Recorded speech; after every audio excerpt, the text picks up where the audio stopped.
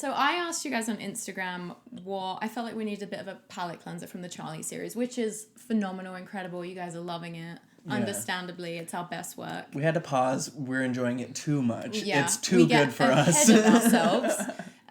Jack Wayland is taking up too much space in our brain, so we thought, let's just, take it back to high view counts, trending topics. And I asked you guys on Instagram what was bothering you kind of in the Mormon sphere right now. And one of the things that a few people said is Mormons saying that they're allies when the church doesn't fully accept LGBTQ plus people. So I thought we'd just kind of have a little chat about that over a hard kombucha. Let's do it. I can see both sides of the argument. So on the one hand, yeah, the church does not accept gay people. Like, acceptance doesn't mean saying you love them as long as they never act out their sexual and romantic desires. That's not true acceptance. Loving people truly means accepting them exactly as they are. Not accepting, like, for example, you can love someone who does harmful things and you don't have to accept the harmful things. But we're talking, in the context of this, we're talking about something which is not harming anyone. Mm-hmm. And so to have that mindset of like, but I can't accept your behavior when it's non-harmful, and when your behavior towards them is demonstrably harmful, is just a lot. Yeah, it's wild how Mormonism conditions you for like performative love. They teach that like love is a thing that you say about someone, not an actual state of orienting toward them. When like love is just like a current that passes through and is based in non-judgmentalism and like not judging, that's the negative word, right? Like love is a verb. You're just saying don't judge is the basis, is not even the thing, the verb, which is to actually do something, which is love. And Jesus says, anyone can say I love my friends, and it, like that's easy. The Pharisees and Sadducees do that. What about people you disagree with? And I think when you get out of that and are able to heal and get to a space where you have love for yourself and enough to offer people and to recognize that like everyone's just where they're at, like the non-judgmentalism becomes like genuine enthusiasm. Like I feel that even toward Mormonism. I can say, yeah, there's all these problems and it's not true and blah blah blah blah blah, and I want people who are able to live their best, most authentic lives. But as far as people are feeling good in the church, I'm genuinely excited for them. And if it facilitates their connection with the divine or helps them grow in empathy or whatever, cool. Yeah. Like, I'm excited that you're excited and that you're getting something from it. But it is a tough one because it is also true that if you're thriving in the church and doing really well, there's probably a high chance that part of that is you not seeing certain problems within the church. I mean, you're thinking the church is true, probably, which is like, the truth claims are true, which is problem number one. But you are also supporting a multi-billion-dollar organization in its efforts to legally disenfranchise gay people, among many other things. Like, this is just one thing. So it is kind of... it's a double-edged sword because, yes, I am. If someone is Mormon and happy, then I'm happy for them. But then I'm also aware that they're donating 10% of their money to an organization that is harming the world. I think when it comes to Mormons saying they're allies, well, I've seen it. I heard someone say in a TikTok that being an ally, like people use it as a noun.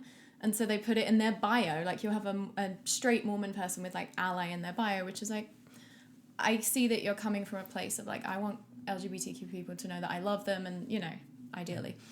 But it also, being an ally isn't necessarily a noun, it is more of a verb. And you're not being an ally donating 10% of your money to an organization that's trying to legally disenfranchise gay people, Yeah. If anything, call yourself like maybe you're an ineffective ally. You're sympathetic or something. Yeah. But you're not like united in the struggle to end homophobia and to... Because you're like, I'm willing to just state that I love you, almost, which often can feel like it's coming from a very selfish place, because it's like you want to feel like you're a good person, you don't want to feel like you're homophobic. So you're like, well, I love gay people, but then you're not willing to make any real personal sacrifices. Like the minute it brushes up against your belief system, you're going to choose your belief system. And maybe for now you found a way to kind of keep the cognitive dissonance in check. Maybe you think that the church is wrong and it'll change its stances, blah blah blah, but you are still continuing to give them money, to give them support. And enjoying the blessings or the privileges or whatever they're promising you that gay people, due to their orientation, aren't able to enjoy. You're paying so that you can go to the temple, so that your salvation isn't threatened, your happiness isn't affected. And that's not really what like allyship is. Allyship is standing in the lines and saying, I will make myself, like, I'll take it with you. I'll put myself at risk. I have some vulnerability in the same way that you are. Otherwise, that's not really that is. I do think that's true, and especially in this context. But then I feel like with all privilege, like if you extend that to all privilege, I feel like that logic is a little bit, well, maybe it's not questionable. Maybe I'm just a hypocrite. But, there are a lot of privileges that I pay into and enjoy, even though other groups of people can't. Mm-hmm. So, do we have to sacrifice every privilege to sort of support people that don't have those privileges? Just a question. Well, and maybe that's where it comes down to, like, taking on a label. Just because I have sympathy or empathy for people in various circumstances doesn't make me an ally to them. Yeah, you're not an ally just I'm not for, like on the liking your gay friend, Yeah. Yeah. It's like I would never put ally in my bio, because for me personally that implies that I'm doing something far greater than I'm doing. But I think in Mormon communities, because the bar is so low, I think there is a really genuine sense of like people wanting to be like a safe space for people and needing to let that be known, because in Mormon communities you can't assume that. Whereas I feel like in the circles we're sort of in, I would never assume that someone wouldn't be LGBTQ friendly, you know? So it's almost like put that in your bio if that's the case. But yeah, like, so I could see it coming from a really genuine, heartfelt, loving place, but then I could also see it coming from like quite a self-soothing place. And sort of using it as a way to try and resolve your cognitive dissonance. We have to switch our battery real quick. Already? I wonder if there's also a lack of awareness in the Mormon community about how much needs to be done and how much is being done by, what I would consider real allies, like people that really devote their life to the work in some meaningful way. And so maybe it's easier to brand yourself as something when you're a beginner sometimes, You did LSD once and you're a shaman? Yeah, awesome. But it's that kind of concept, isn't it? Sometimes when you're new at something, it's like the Dunning-Kruger effect. The smarter people are, the more they realize how much they don't know. And with any kind of area of like knowledge or expertise, the more we learn, the more we realize, there are people who know so much. But we don't really get a sense at the beginning of how much we don't know. Because it's also new to us. Because it's also new. So we don't know what we don't know. So I wonder if there's an element of that in Mormons being very like, I'm an ally. And it's like, Generally, my sentiment is like, if there is a Mormon who is bucking the trend to at least like not be openly homophobic and be like, I love and accept you, and it's like being a friend is really probably the word you're looking for. Just like a friend to gay people. And hopefully without that being conditional on them not acting on it. Yeah. That's a whole weird. Because that's how I was as a Mormon. I don't think I called myself an ally. I don't know if that word was around back then, but I was sort of for gay marriage, because I was just like, well, it's not a temple marriage anyway. Like, how does it affect us if they get married? Like, let them do that. So I wasn't against gay marriage, but I was just, I had gay friends in the church, and I was like, hell yeah, don't act on it. And like, that's really cringy and upsetting to look back on. Yeah. But I also do think, ally is just a word, right? And like, who gets to gatekeep the word? Like, not us for sure, but I think it's good to have all types of people working for a movement, and I think there are benefits that faithful Mormon allies can sort of provide to the cause that, say ex-Mormon all-in allies who are doing the work constantly, that everyone can kind of give different things, and it takes a whole village to move society forward. So I think it is good to have faithful Mormons who are identifying as allies, because like the people that are still in the church and that want to stay in it, like, need that too. And the LGBTQ people that maybe still have a lot of like internalized self-hatred about their identity still deserve to have a safe space. I mean, whether or not they end up leaving, but like they deserve to feel safe while they're inside it. Can we really quick talk about the Mormon ally to post-Mormon queer community member pipeline? Yeah. I feel like that's quite the phenomenon of being like, wow, I just empathize so much with this group of people, and I want them to know that they're supported and loved. And then the more I'm able to extricate myself from the matrix of like church mind and realize like who I am and experience myself authentically, I can be like, oh, the reason I resonated so much with this community is because it was my community. As I started out, I remember in college, like, I was just very libertarian about it. I was like, if freedom is important, then everybody should be allowed to get married.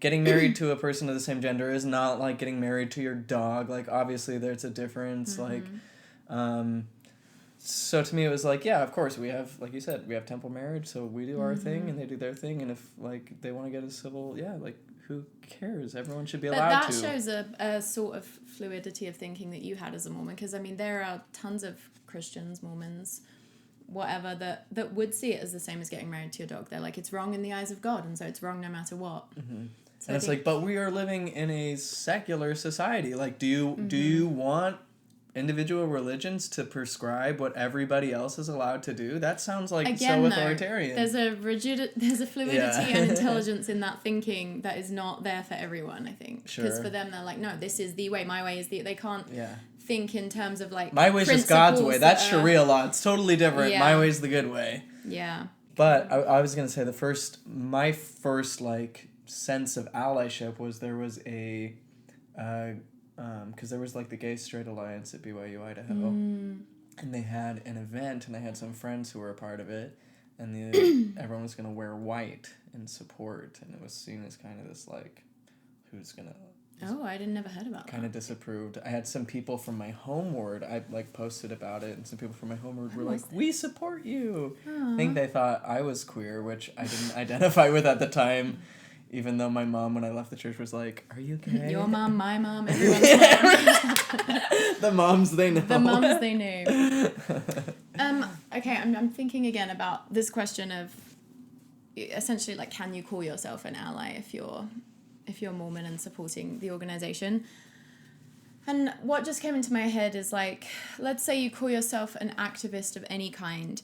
There are effective activists and there are ineffective activists. And I don't know that, like, I believe in effective activism, obviously, and like pursuing that. And I think it's important that we examine whether our activism is effective or whether we are just essentially creating like a bigger divide or, making people double down more. Like, it is important to be effective. And I think that's something that doesn't get talked about enough in like all of these kind of progressive issue spaces. But it's a topic for another video. It doesn't negate the fact that you are an activist and that you're trying to do something good, with like how effective you are. So I guess my answer to the question is like, yeah, you can be a Mormon ally, but like you're like maybe not the most effective ally. You know? Yeah. But maybe you are effective because in your little world, like maybe the little gay kid in your ward, that's what they need, is someone who is faithful and is just like, I accept you completely. And maybe you believe that the church will change its doctrine on marriage. Or maybe you don't. See, that's what worries me, is how many people will be like, I love you, I'm an ally, but like, but stay chaste. Stay romantically and sexually unfulfilled forever. It's so tough. Yeah. But yeah, I don't think there's like a cut and dry. That people seem to take hard stances on it. Like, you cannot call yourself an ally if you're, and it's like... You can call yourself whatever you want, really. It's like, if you're interested in being an effective ally, here's what you should know and do. Yeah. First of all, don't encourage anyone to live by any sort of like celibacy thing. If that's your trip and your thing, like, you do that for you. Don't try to force anybody else into that. Yeah. Especially if you're able to enjoy like privileges in that realm. Like, for instance, straight couples can go on dates and cuddle and kiss and dry hump or whatever it is. Yeah. God doesn't care God can't see it if you're not moving, if you're not thrusting. But while gay people are supposed to like just remain in the closet and just endure to the end or whatever. And so there's an obvious disparity, even though chastity isn't necessarily, being crossed or whatever. So... Yeah, don't put any, like, be aware of the privilege. Don't, honestly, I feel like I would want to encourage people who consider themselves Mormon allies to really consider stop paying tithing to the organization. And you know I think what that else should be I'll like say? a widespread Yeah, I completely agree. standard. That would create change. Like when the church was racist, it was like other schools refusing to play BYU at football, and wasn't the church threatened with having its tax exempt status? Yeah, there's nothing the church loves more than money. Yeah, tithing would be a very if you want to be an effective ally, saying you're going to remove your tithing until the doctrine changes would be a good step. There is something to be saying about, like, voting with your dollar, and that's especially true with the church relationship, because the church is not structured to get feedback from the ground up. They're not really interested. They do polls and things and make some decisions on that, but, like, if you really want to, make a statement, stop paying.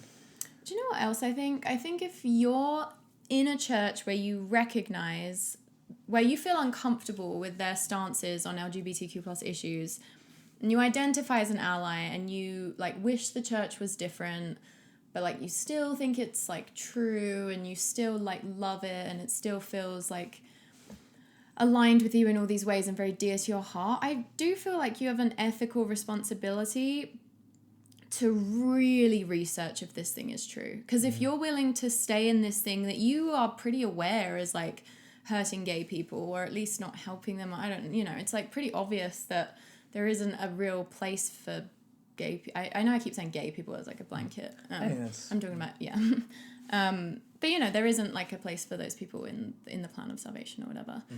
I think, I really feel like it ups the level of moral responsibility to dig into, let's say, for example, like the CES letter, or, like, things that you've heard that are critical of the church's truth claims. I think as painful and uncomfortable as it might be, you really kind of owe it to yourself and the LGBTQ plus community to make sure. Like, if I don't know, I feel like if I was in that position, I'd want to be really fucking sure.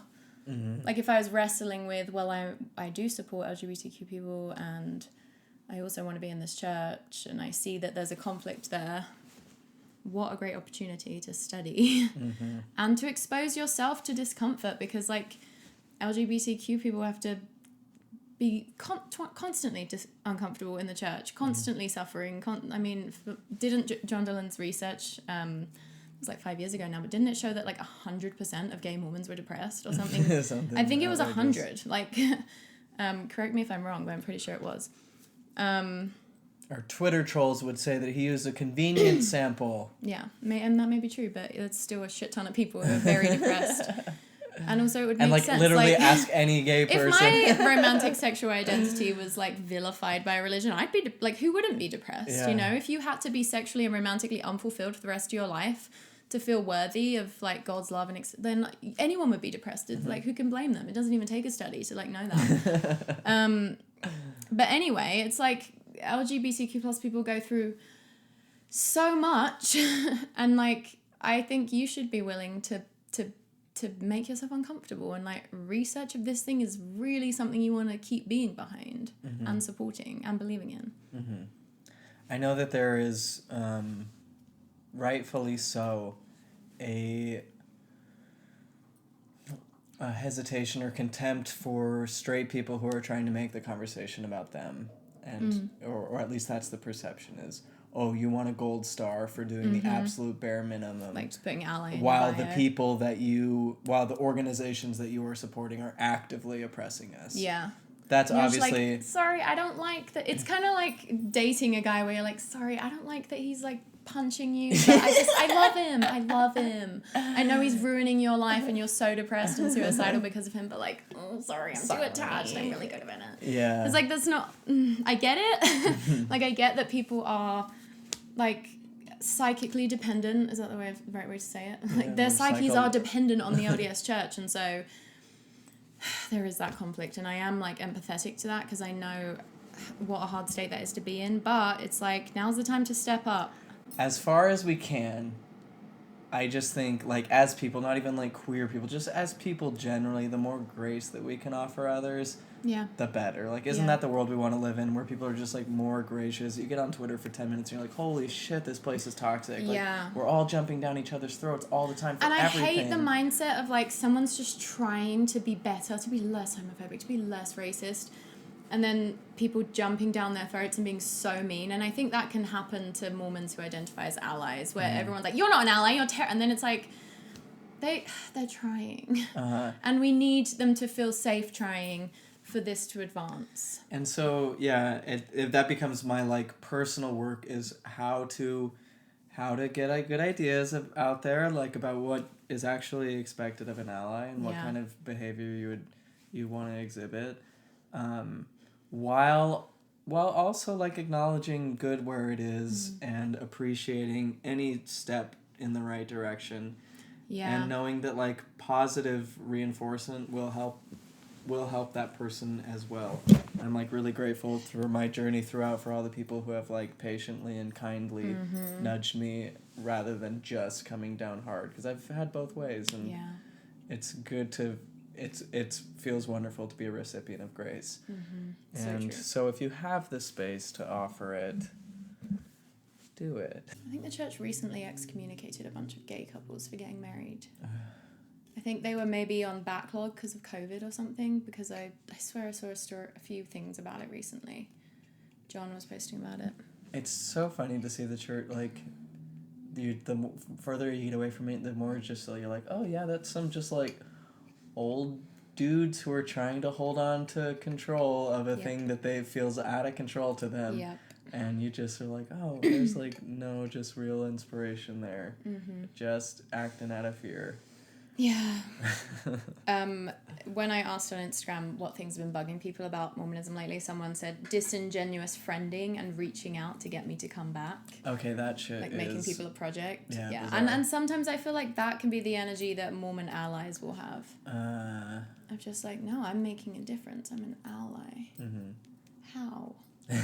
I don't openly hate gay people in my language, okay? Nice. Just support doctrine. I only tacitly support that. I only passively work to disenfranchise them. Ooh, that calling, like, the people, you know, you get a calling, you're an elders quorum president, and then suddenly you care about who's actually showing up and who's not. It's like, way to make someone feel like your spirit, like an object of your spiritual trip, and not just like a human being. Like their own dignity and their own shit going on. I also forget that, like, Mormons are kind of involved in pride activities now. You know, they try and align themselves with pride a bit, don't they? And while also paying money to try and... I think also we have to remember that, like, we're in Utah and Salt Lake, and where there's maybe a little bit more tension over that. In, like, in Arizona, where there's, like, a lot of Mormons, I wouldn't, like... I don't even know if there is a pride festival that goes on down there. Like, shit if I know. Tell us what you guys think. I'd be curious to know. I know this is a common frustration that people have is Mormon people calling themselves allies while donating 10% of their income to the church. So, yeah, if you have any more nuance, any more takes, hot or not, we'd love to hear them. And just a reminder that the church that has just hoarded billions and billions of dollars has seen fit to allocate so much of that toward legally disenfranchising gay people in the world entire. Other countries not too, even, I know. You think, oh, gay marriage got legal in the U.S. It's like, well, the church is still hot on it in Mexico and other places. Yeah. They're really trying to prevent people and really trying to limit people's rights and freedom, and it's absurd. So just remember that. And I mean, goes without saying, but if this was like God's one true church on the earth today, like led by mouthpieces of Him, the church would be doing so much more to be good allies. Like, there are still numerous countries in the world where trans people from America, for example, cannot go there because, like, if you're a trans person and you go to Dubai, you can just be put in jail just for being trans. Just for being trans.